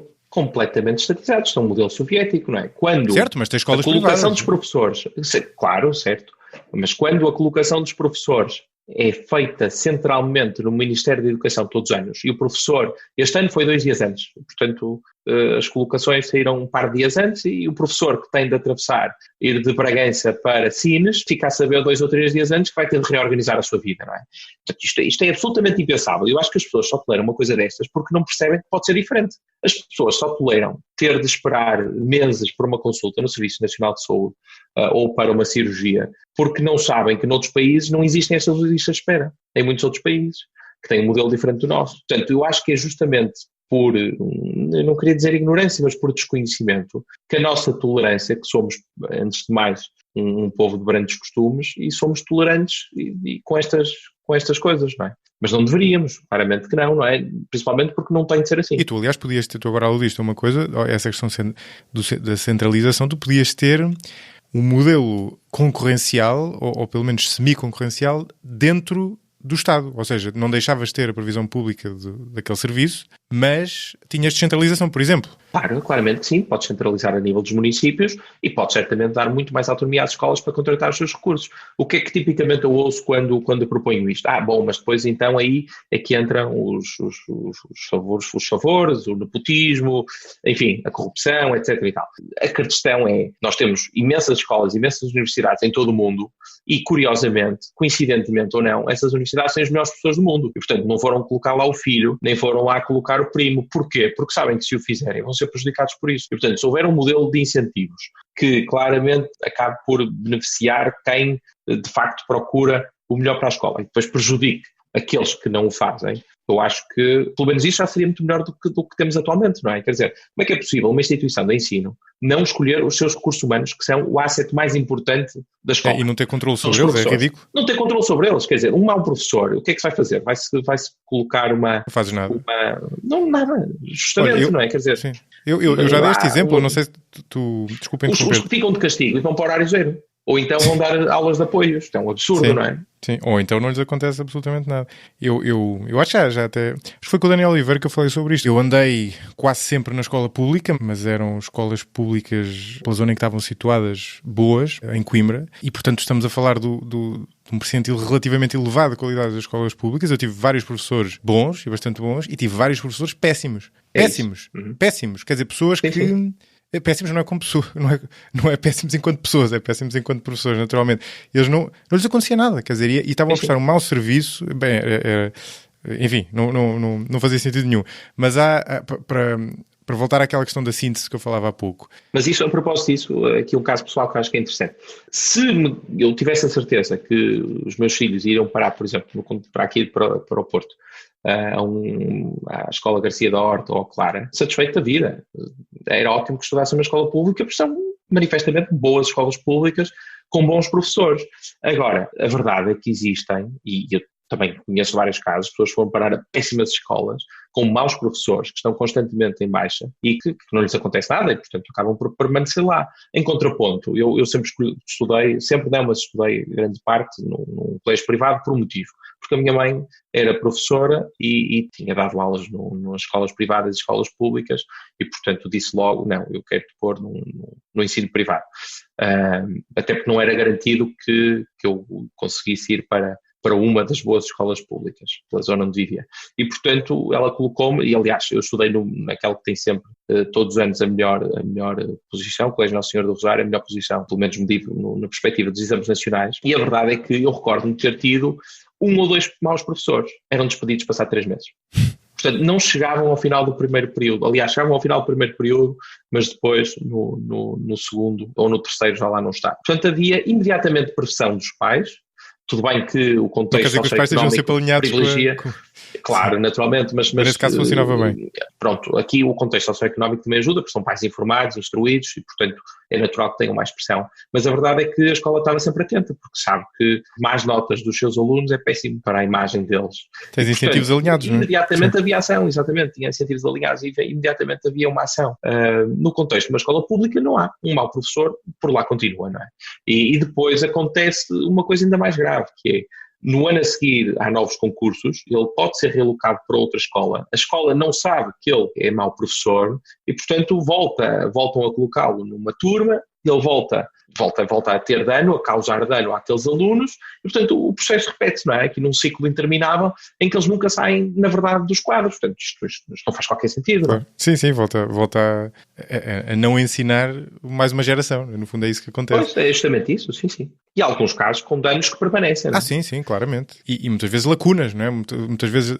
Sim, sem dúvida. Eu já senti isso várias vezes ao longo da vida, quer dizer, um determinado tema ter uma lacuna porque o professor que tive ou a professora naquela disciplina não era um bom professor, e acho que tenho a sorte, apesar de tudo, essas lacunas serem sempre relativas, tendo em conta que tive a sorte lá está a ter pais informados, mas se não fosse isso, é que é tanto pior quanto pior o meio em que tu cresces, não é? Portanto, ainda por cima tem esse efeito.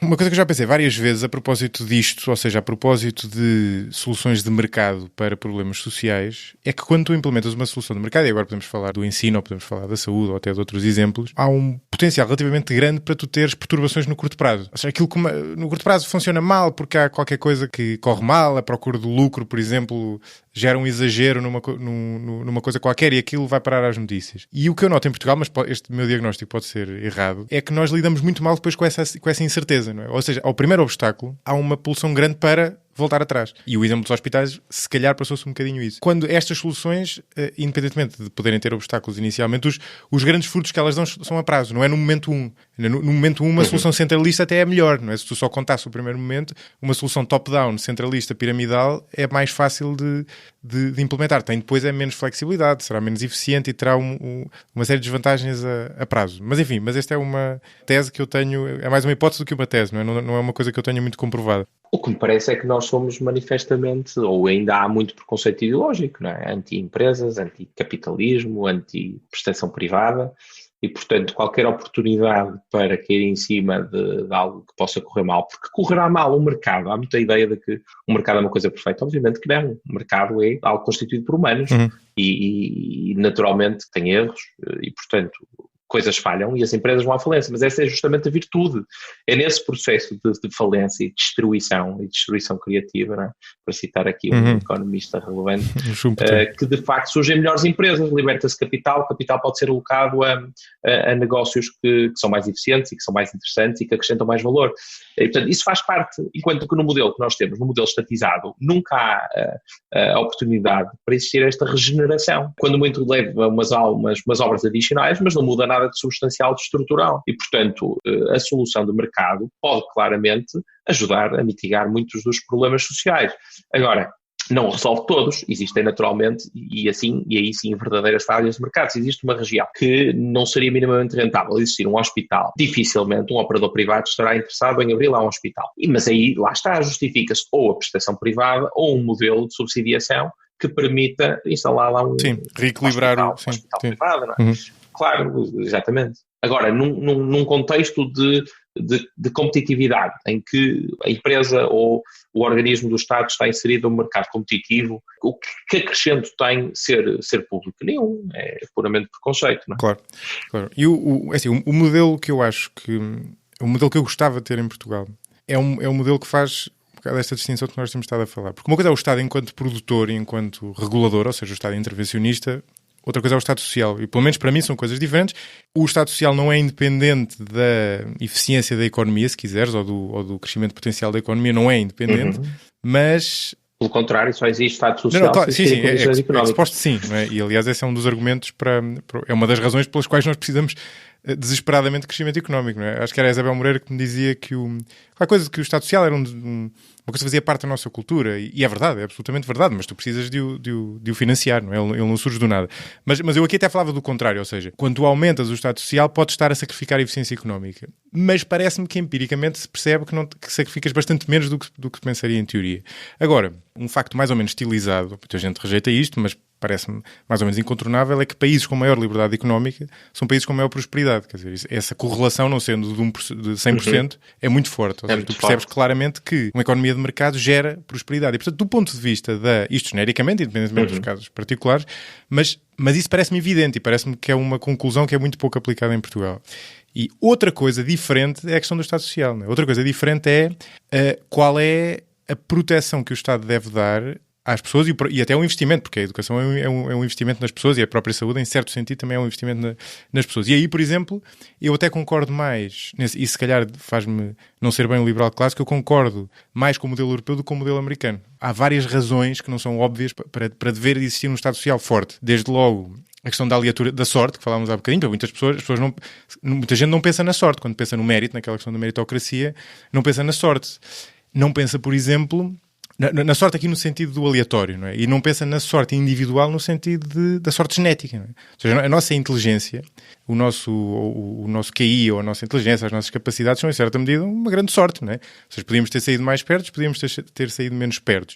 E depois ainda há outra variante desta sorte individual, que é o tempo e espaço em que tu nasces. Não é? Um tipo como o Cristiano Ronaldo, por exemplo. Ele teve uma sorte enorme em ter nascido quando nasceu. Em qualquer outro momento da história, que tu podias fazer simulações de outras realidades, que ele nunca teria o sucesso que tem agora, não é? Mas eu acho que no caso do Ronaldo, e não entrando aqui no futebol, que eu tenho uma máxima que eu tento sempre cumprir, que é: eu adoro ver futebol, adoro jogar futebol, detesto discutir futebol. Porque as pessoas ficam completamente não acrescenta nada, não é? Sim. E o nível de irracionalidade não acrescenta nada, e estão ali meia hora a discutir futebol e a discutir um fora de jogo, enfim, por uma conversa que depois fica completamente estéril. Mas seja como for, eu acho que o Cristiano Ronaldo é um bom exemplo, comparativamente com o Messi, é um bom exemplo de quem chegou onde chegou por causa do trabalho dele. Porque é o primeiro a chegar ao treino, é o último a chegar ao treino, porque o homem não para, ele está constantemente a treinar.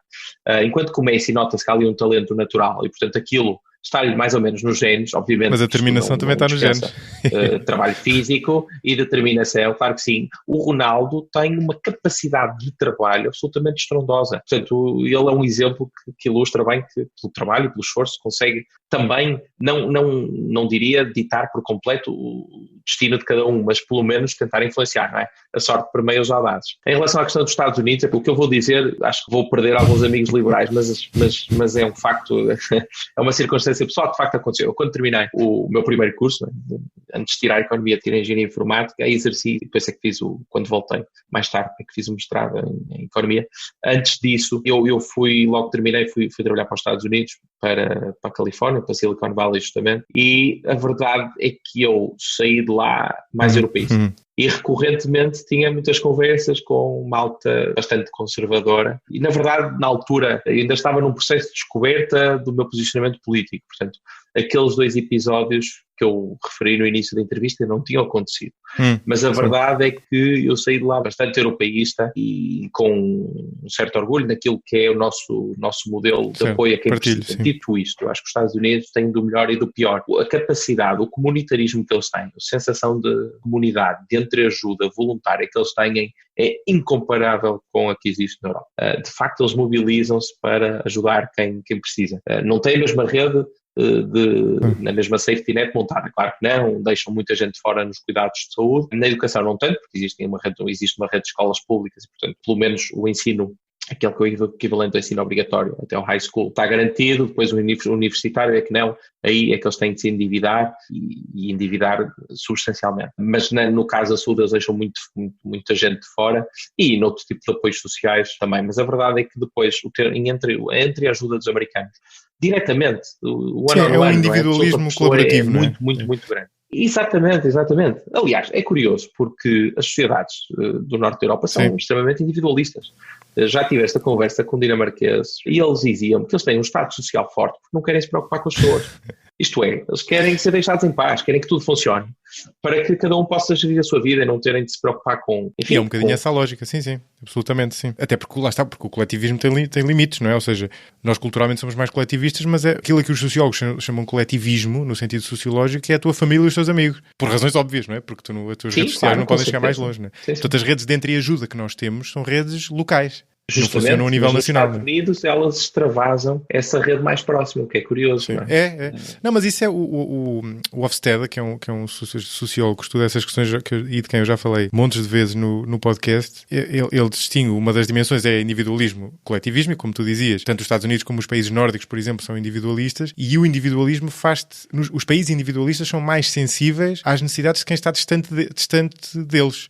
Enquanto que os países coletivistas como nós faz com que nós sejamos muito próximos e muito sensíveis, muito empáticos com a nossa família e aqueles que nos são próximos, mas muito insensíveis em relação a quem está longe. E isso, por exemplo, é uma das razões, acho eu, pelas quais temos o problema da desigualdade étnica, se quiseres, em Portugal. Ou seja, de não haver negros, por exemplo, em empresas grandes ou mesmo no Parlamento é um caso ou outro raro. Quer dizer, tens uma espécie de problema a céu aberto que não está reconhecido. Mas o caso dos Estados Unidos é giro porque eu acho que comparar os Estados Unidos com a Europa ilustra muito a relação entre a dimensão do Estado Social e o perfil do Estado Social e o dinamismo da economia. Como eu dizia há pouco, essa correlação, ou seja, à medida em que o Estado Social limita o crescimento económico, acho que é bastante menor do que os escritos iniciais liberais achavam que iria ser. Mas ainda assim claramente existe. E há um desafio grande. Eu lembro-me de quando estava a gravar esta série, acho que com o Daniel Oliveira, que ele me falava da questão do mérito e chamava a atenção porque o mérito tinha essa carta da meritocracia, que aqueles que, como nós dizem liberais, estão sempre a falar, é uma coisa que vale muito pouco na prática. Ou seja, traduzindo isto para a estatística, tem um coeficiente disso na equação é muito baixo, ou o poder explicativo disso é muito reduzido. E ele usava isso como justificação para existir o Estado Social. Nos Estados Unidos eles acreditam o contrário, né? Aquela questão do locus de controle que eu falava há bocadinho. Ou seja, a mentalidade americana é uma mentalidade de que tu podes influenciar muito a tua vida. A verdade é que a tua influência sobre a tua vida, em qualquer caso, provavelmente é menor do que, por exemplo, o americano médio pensa. Mas, ao mesmo tempo, tu tens uma relação dinâmica entre as duas coisas. Ou seja, se tu imagina um Estado Social absoluto que no fundo, te ampara todos os golpes, isso vai diminuir ainda mais o coeficiente dessa questão da meritocracia. Ou seja, quanto mais tu achares que ela não existe, menor ela será. E ao ser menor, ou seja, quanto mais convencidas as pessoas estiverem de que não têm esse locus de controle, que não têm de que esforçarem-se mais ou serem melhores vai produzir melhores resultados para elas próprias, sendo que em Portugal é um facto, e isso eu reconheço à esquerda, como dizia há pouco, que as outras variáveis na equação têm um peso enorme. Ou seja, o meio em que tu nasces, económico, E mesmo aquelas questões identitárias do sexo, da etnia e uma série de coisas. Eu não sei se nós concordamos ou não nesse aspecto. Eu acho que o identitarismo é levado muitas vezes a um extremo e, sobretudo, como filosofia, é contraproducente em vários aspectos. Agora, tem o mérito de assinalar coisas que estavam mais ou menos na sombra, que é o facto do teu sexo, da tua etnia, de uma série de coisas, terem, obviamente, um impacto nessa tua equação de sucesso material. Ou seja, o teu sucesso material tendencialmente é determinado por isso. Aqui o tendencialmente é a chave, acho eu, numa lógica individual para perceber qual é a resposta que tu dás para isso, porque é muito diferente ser tendencial ou ser determinístico. Enquanto posição de princípio, se aquilo que nos acontece na vida fosse perfeitamente determinado pelas nossas ações, então, enquanto liberal, acredito na responsabilidade individual, portanto, na responsabilização individual, e diria que se nós, por algum motivo, temos um estilo de vida pouco saudável e depois surgem as consequências disso, então temos de ser nós a cobrir esse prejuízo, não é? E temos de ser nós a pagar por isso.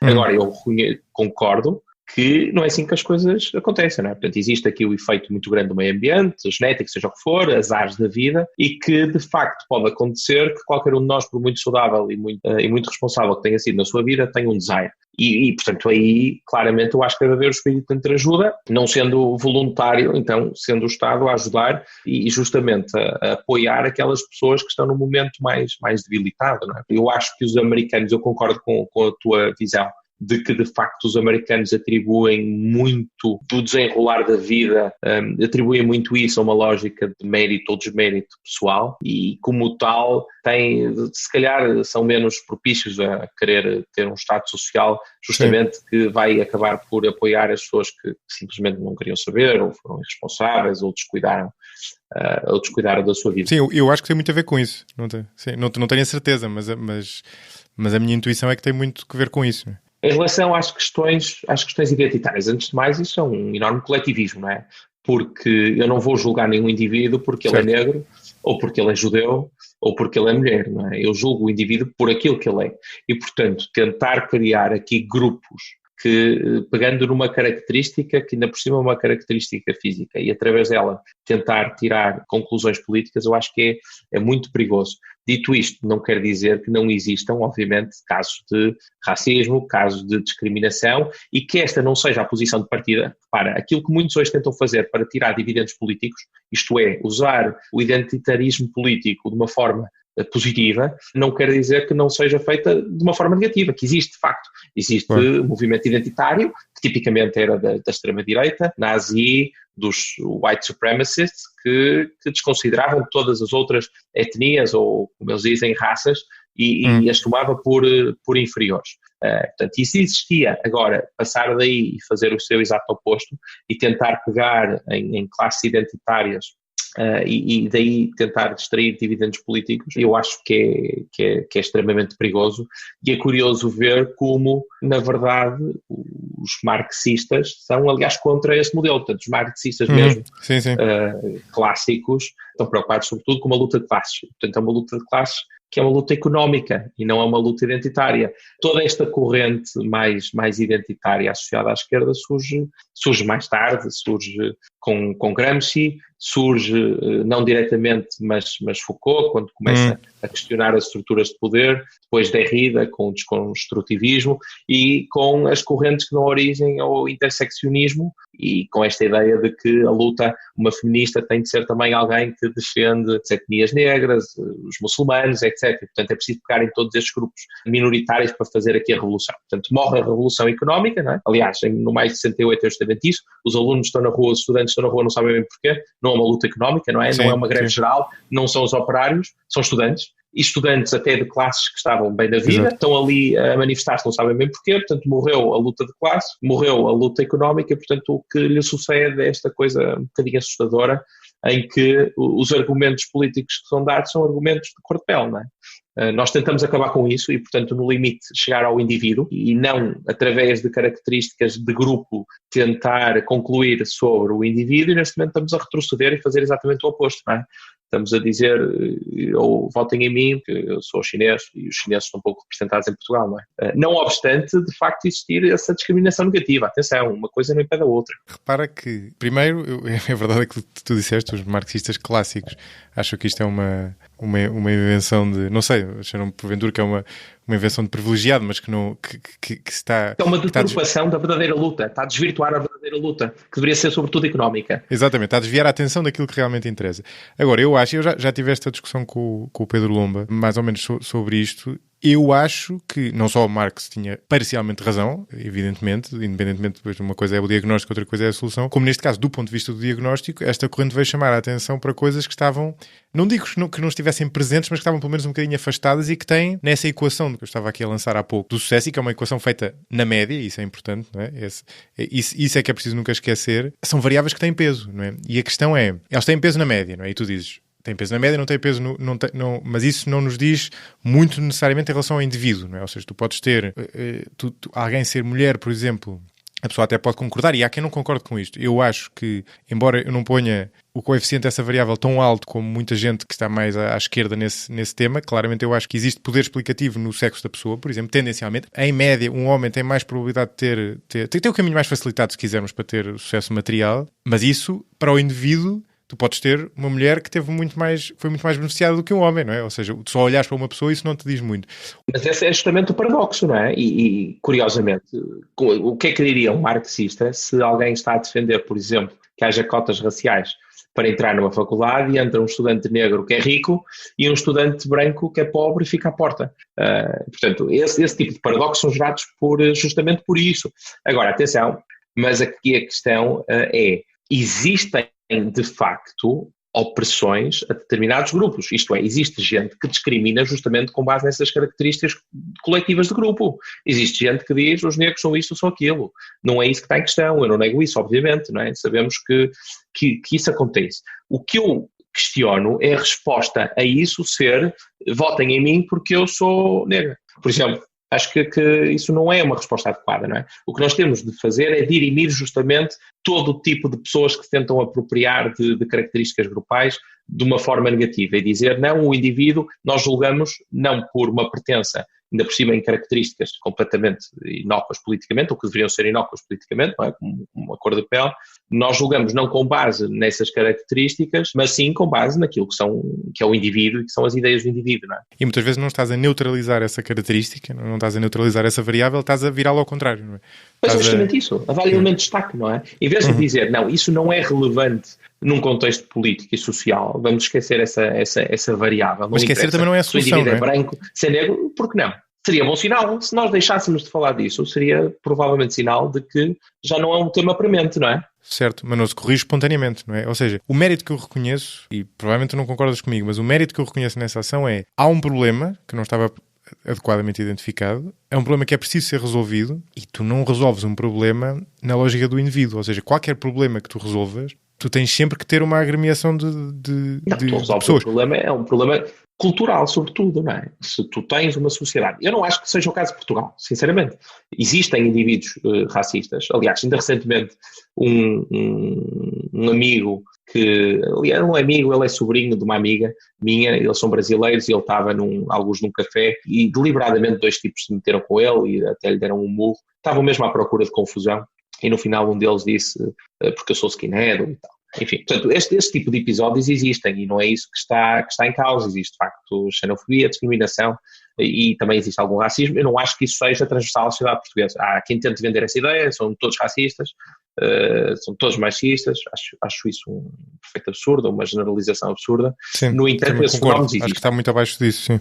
Esses fenómenos existem. Eu não acho é que a forma de os resolver seja passar de uma discriminação negativa para uma discriminação positiva e dizer, ok, agora vamos uma espécie de compensar o passado e agora vamos criar cotas, uma espécie de apartheid virado ao contrário, vamos criar cotas para compensar o dano gerado. Não, o que devemos fazer continuamente é, a nível cultural, social, clarificar o absurdo que é julgar alguém pela cor de sua pele, pela sua religião, ou por outra característica qualquer de grupo, que não faça qualquer sentido.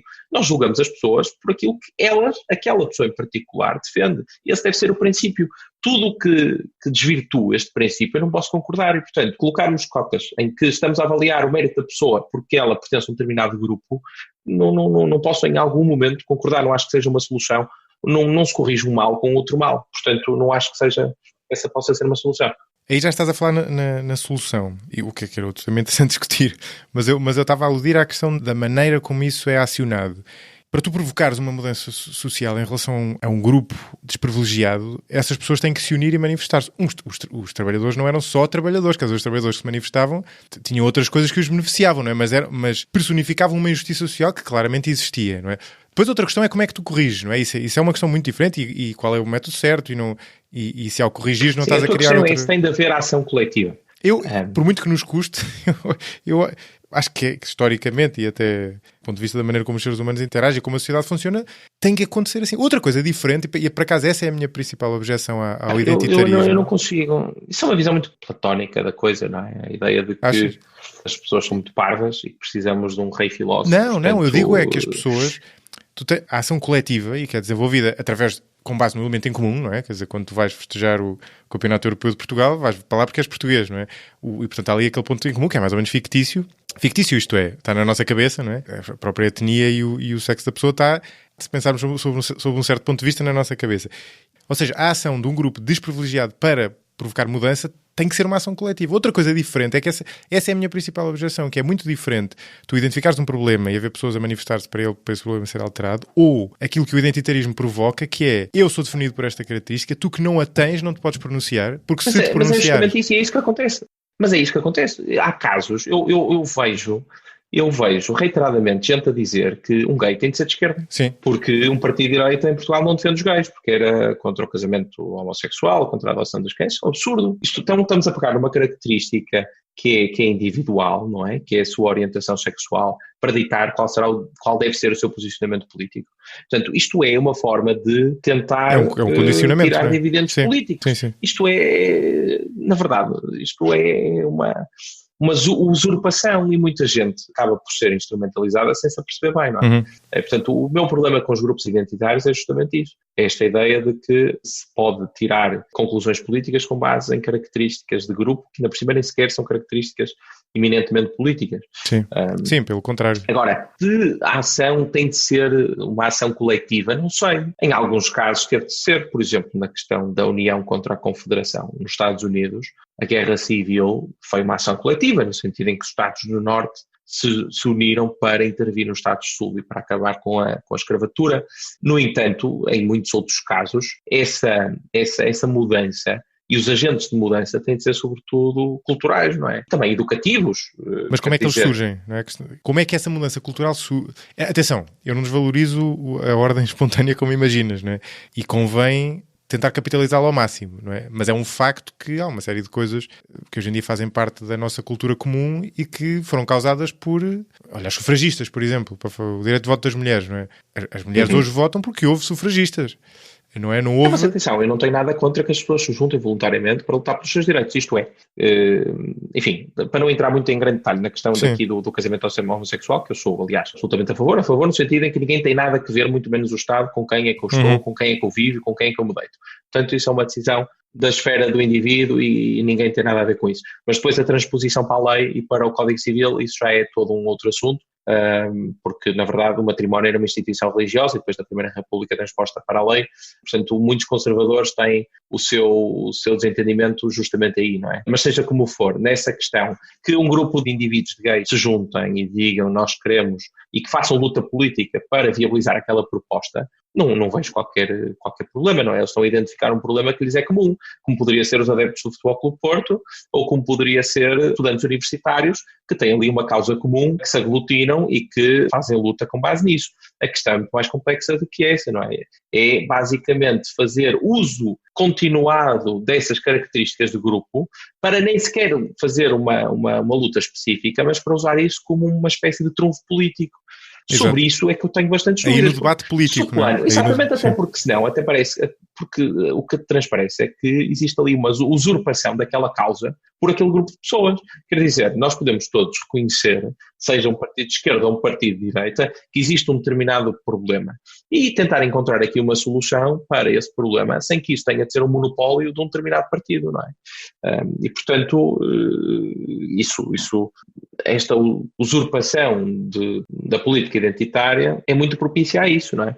Em que partidos se apropriem delas e digam nós é que somos os grandes defensores deste grupo, que não faz qualquer sentido. É uma lógica de feudo político, não é? Este é o meu feudo, não é? Esta é a minha cotada aqui ninguém se mete, não é? Mas é justamente isso. E, aliás, a propósito disto, o livro era um dos livros que eu ia recomendar, mas vou-me antecipar, do Francis Fukuyama, o Identity Politics, é muito interessante e ele coloca isto numa perspectiva interessante e explica a origem destes movimentos, não é? Na verdade, os movimentos identitários têm a sua gênese em partidos de extrema-direita, mas era na perspectiva negativa, não era? A diferenciação deste grupo, nós somos melhores que aqueles. Aqui é na perspectiva oposta, mas seja como for, é perigoso. Mas enfim, isto daria para 3 ou 4 programas. Não chegaria. Sim. Outra manifestação disto que já falámos há bocadinho é a questão do discurso, ou seja, que liga à questão da liberdade de expressão e da coação do discurso e da vigilância do discurso, e não só, por exemplo, falando da questão de género, não é? Não só um homem tem muita dificuldade em criticar políticas de género, por exemplo, ou seja, tem uma espécie de desconto no mínimo ou no máximo, é deturpado aquilo que ele diz, por exemplo, se for contra cotas, por exemplo, é uma coisa qualquer do género, independentemente dos méritos, como depois gera um efeito muito curioso, que é aquela questão do virtue signaling, portanto, a sinalização da virtude, não é? Em que a lógica passa, e as redes sociais potenciaram muito isso, a lógica passa a ser aquilo que tu dizes e não o que tu fazes, não é? Ou aquilo que tu não dizendo poderias estar a querer dizer porque pode ser subentendido daquilo que tu disseste. Que é uma deturpação, ela própria complicada também, não é? Porque é uma lógica de dominação do discurso, não é? E a pessoa tem que dizer, se não fala da maneira correta e não diz a coisa correta no tempo certo, é imediatamente torcidade. E isso segue muito também esta lógica, e essa lógica de, por exemplo, se não és negro, não percebes.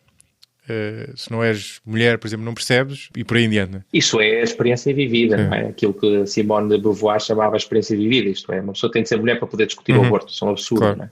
Mas na verdade é uma ideia que vingou e que vinga cada vez mais, desde que o pós-modernismo tomou conta da atualidade, não é? E portanto surge com vários pensadores, e portanto esta ideia da autoetnografia e do foco na experiência do indivíduo enquanto fonte de conhecimento, o que ainda é mais perigoso, porque isto aqui já fez a sua transposição para a ciência, e portanto do ponto de vista epistemológico temos agora quem acha que a experiência do próprio investigador é em si fonte de conhecimento científico, portanto estamos aqui a distanciar-nos por completo do positivismo. Em que o investigador era um mero observador, não é? Não era uma entidade ativa, e portanto surge justamente isso. E a tentativa de controle do discurso, e isso também, lá está, tal pós-modernismo e muito influência de Foucault, que aliás, fazendo aqui um parênteses, o curioso de Foucault é que ele começou como um grande radical de esquerda e no final da sua vida quase que se convertia, que nem Constantino, ao liberalismo. E portanto faz um enorme distanciamento, tenta-se distanciar ao máximo do marxismo e das correntes de esquerda mais extremistas e consegue encontrar ali algumas virtudes, mas seja como for, o dano já estava feito. E portanto, muito do trabalho que ele faz acaba por depois deixar um lastro considerável e dar origem a algumas teorias um bocadinho mais, enfim, pelo menos questionáveis. Mas seja como for, o discurso obviamente é um instrumento de poder, por isso é que tanta gente o quer controlar, não é? E por isso é sobretudo se tiver uma lógica de que tudo é poder, não é? Exatamente, e portanto não é por acaso que há a tentativa de controlar o discurso e de tentar dizer o que é aceitável e o que é que não é aceitável, mas isso é uma enorme limitação da liberdade e portanto, como é absolutamente óbvio, nenhum liberal pode ficar assistir a isso de uma forma impávida e não reagir, não é? Acho que tem de haver um ponto, tem de haver aqui uma posição de força contra qualquer tentativa de coação do discurso. E devia haver, quer dizer, do ponto de vista da convivência social, devia haver uma parcimónia enorme na utilização de adjetivos como racista ou misógino, quer dizer, isso deve ser usado em casos extremos, quer dizer, tu usares esse... Isso é típico, não é? Isso é típico principalmente à esquerda, quer dizer, o Sá Carneiro era fascista. Sim. O Sá Carneiro era apelidado fascista, não é? Qualquer pessoa, qualquer liberal é frequentemente apelidado. Eu já fui apelidado de fascista, de neoliberal, de populista, de trumpista, bolsonarista, e portanto isto aqui é o que for, é o epíteto da moda, não é? Uns dias é um, outros dias é outro. E isto é uma forma fácil de desvalorizar o adversário, uma vez mais, uma tática bastante leninista, não é? Atacar o adversário. Até porque, e se calhar até podemos terminar aqui porque damos a volta à conversa, Esse é um tipo de coisa que tanto a esquerda como a direita conservadora fazem e que eu confesso sou muito avesso, é talvez das coisas que me tornam mais liberal, pelo menos na intervenção que eu lhe dou, que é a propensão ao julgamento moral dos outros. Isso é, por exemplo, aquilo que a esquerda em Portugal faz muito, que é de chamar... O juízo de intenções. E de chamar fascista, normalmente é facho até, que é o shorthand, o diminutivo. Eles como usam muitas vezes a palavra tem de ser curta, né? Se não dá trabalho escrever. Mas é um bocadinho assustador, eu tenho vários amigos de esquerda, já os apanhei a usar essa expressão, e muitas vezes em relação a alvos que não... Primeiro, não merecem minimamente. E depois, chamar fascista a alguém um insulto tão extremo. Obviamente que isto é feito informalmente. Às vezes, outras vezes não é feito informalmente. Mas são coisas diferentes, não é? Não quero passar eu por julgador do discurso. Mas, quer dizer, é um insulto tão extremo que me faz imensa impressão. E das características que eu acho que mais me levaram, do ponto de vista da personalidade, ao liberalismo, é justamente a minha enorme aversão a julgar os outros. Nós somos um ser ultra-social, portanto somos feitos para viver em ambientes morais e nos quais nos estamos a julgar uns aos outros, não é? Para assegurar que todos cooperamos. Mas depois isto em sociedade não funciona bem. Nós não evoluímos para existir numa sociedade de milhões de pessoas, evoluímos para existir numa tribo. E isso torna-nos sobre-moralistas numa lógica social. O que me parece que acontece é uma postura muito manicaísta, não é? Que é ao lado do bem, ao lado do mal. Exato, e eu estou mesmo do lado do bem e tu estás do lado do mal porque defendes ideias que não são as minhas e, portanto, só podes estar do lado do mal e só pode ser mal intencionado. Exato. Isso existe à direita e à esquerda. Acontece à direita. Sim, claro, sim. Exatamente. Isto existe em ambos os campos. Em Portugal é mais visível à esquerda, acho, por causa do... Também acho que sim. É essa, pelo menos, a minha percepção de que existe muito essa superioridade moral, não é? Essa ideia de que eu é que defendo a virtude, eu é que sou virtuoso, não é? Sou aqui o paladino e defendo os valores superiores.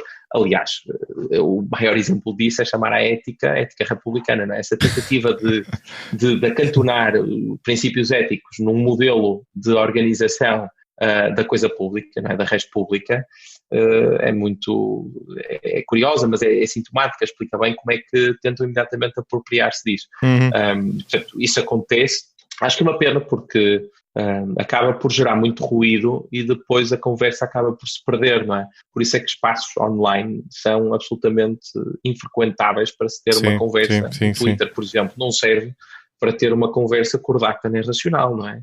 Que é absolutamente impossível, porque a primeira coisa que acontece é o juízo de intenções, é o insulto, e portanto não vale a pena, em glório, tentar fazer daquilo um espaço de conversa racional. Eu acho que se perde muito, mas sinceramente não vejo forma não vejo nem ação individual nem coletiva que pudesse resolver isto, sinceramente, não sei. Talvez uma mudança cultural quando amadurecermos daqui a uns anos, eventualmente, não sei. Acho que mais podcast. Mais podcast. Talvez ajudassem. Sim, mais podcast. Porque é a antítese do Twitter nesse sentido, sim, não é? Sim, sem dúvida alguma. São conversas ponderadas em que é possível explicar todo o contexto, não é? E onde não se fazem juízos premeditados. E também o objetivo não é provocatório, enquanto no Twitter. Isso. Não, há duas coisas que um podcast, quem diz um podcast diz uma conversa de um para um não tem, que é, não decorre num ambiente virtual, e o ambiente virtual não tem um monte de características de linguagem corporal que ajudam a clarificar a intenção que tu tens, e acontece de um para um, ou seja, não tens pessoas, não tens um ambiente também. social, sim. Exatamente junto do qual tens que mostrar que não estás a trair a causa.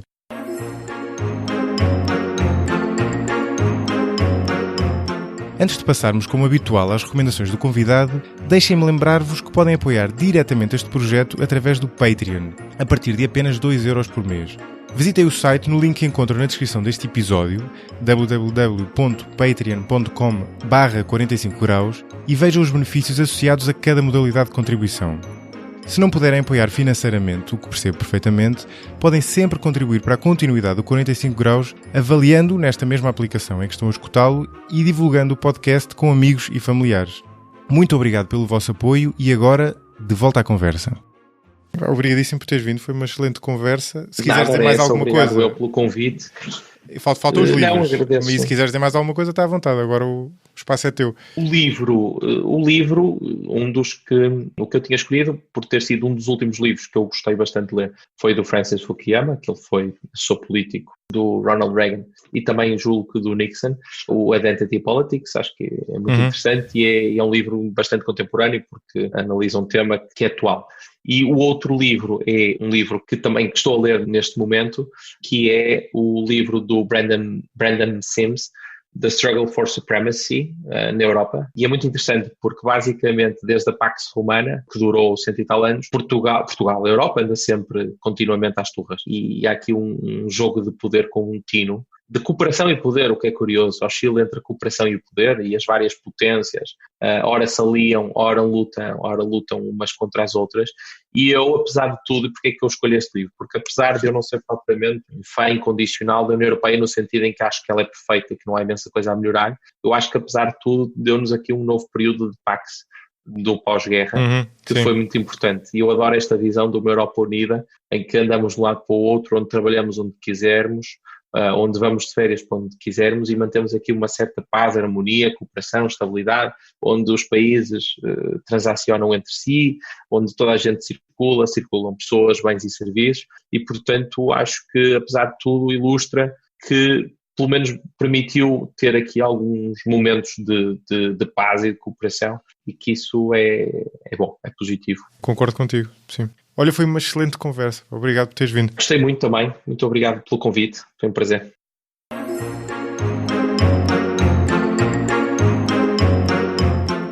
Gostaram deste episódio? Que parte da conversa vos ficou mais no ouvido? Se puderem, partilhem comigo essa impressão por e-mail para o 45graus@gmx.com, para que eu possa selecionar esse excerto para o 45 Graus Express, o podcast onde publico versões reduzidas destas conversas. Obrigado.